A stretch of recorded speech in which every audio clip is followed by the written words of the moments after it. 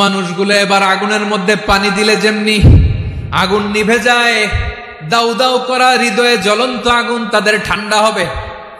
কিয়ামতের ময়দানে ওই বিভীষিকাময় সময়ে মুসিবতের কালে মানুষগুলো পাগল হয়ে বিশ্বনবীকে খুঁজতে আরম্ভ করবে। সবাই মিলে বিশ্বনবীর কাছে যে বলবে, ইয়া রাহমাতাল লিল আলামিন, ইয়া খাতামান নবীন, রাহমাতাল লিল আলামিন। দেখেন আমাদের কি অবস্থা, কি কঠিন বিপদে আমরা আছি, দাঁড়াতে পারি না, সূর্যের আলোতে ঘেমে হয়রান।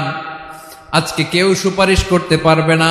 সব নবীরা অপারগতা স্বীকার করেছে, তারা বলেছে আপনি ছাড়া কেউ নাকি আল্লাহর সামনে দাঁড়াতে পারবেন না, আপনি একটু সুপারিশ করেন। বিশ্বনবী বলবেন, আসো আসো, আজকের দিনে আমি ছাড়া আল্লাহর সামনে কেউ দাঁড়াতে পারবে না। বিশ্বনবী মাকামে মাহমুদে যে আল্লাহু আকবার বলে সিজদায় লুটিয়ে পড়বেন,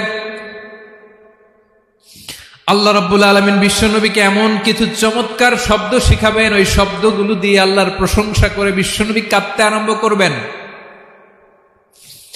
বিশ্বনবী এমন ভাবে অঝোর দ্বারায় সিজদায় লুটিয়ে পড়ে কাঁদবেন, রব্বুল আলামিনের রহমতের দরিয়ায় জোশ লেগে যাবে। রব্বুল আলামিন এই দৃশ্য থেকে সহ্য করতে পারবেন না। রব্বুল আলামিন বলবেন, ইয়া মুহাম্মদ ইরফা রাসাক, ও নবী আপনি মাথা তোলেন,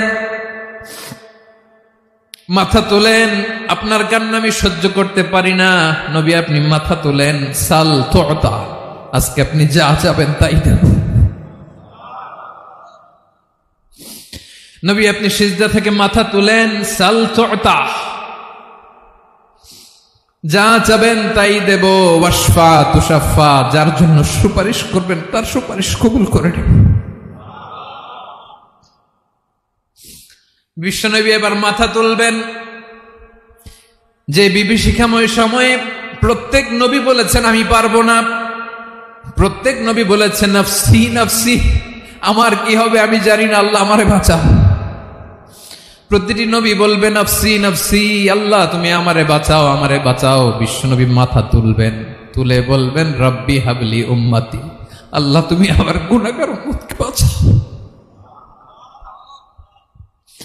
এই দুনিয়ার বুকে রব্বুল আলামিন সব নবীকে একটা করে দাওয়া মুস্তাজাবা দিয়েছেন, মানে যে দোয়া করলে কবুল হয়ে যায় সাথে সাথেই। দাও বিহা, দুনিয়ার সব নবীরা ওই দোয়াটা দুনিয়ায় করে ফেলেছে। সব নবীকে আল্লাহ একটা করে দোয়া দিয়েছেন, নবী দোয়া করলেই কবুল। সব নবীরা ওই দোয়া করে ফেলেছে দুনিয়াতে। বিশ্বনবী বলেন আমি করি নাই। ওয়া ইন্নী আখতাবিউ দাওয়াতি শাফাআতান লি উম্মতি ইয়াউমাল কিয়ামাহ, আমার ওই স্পেশাল দোয়াটা আমি দুনিয়ার বুকে কঠিন বিপদে পড়েও কোনোদিন করি নাই। আমি আমার স্পেশাল দোয়াটা কিয়ামতের দিন আমার গুনাহগার উম্মতকে সুপারিশের জন্য রেখে দিয়েছি।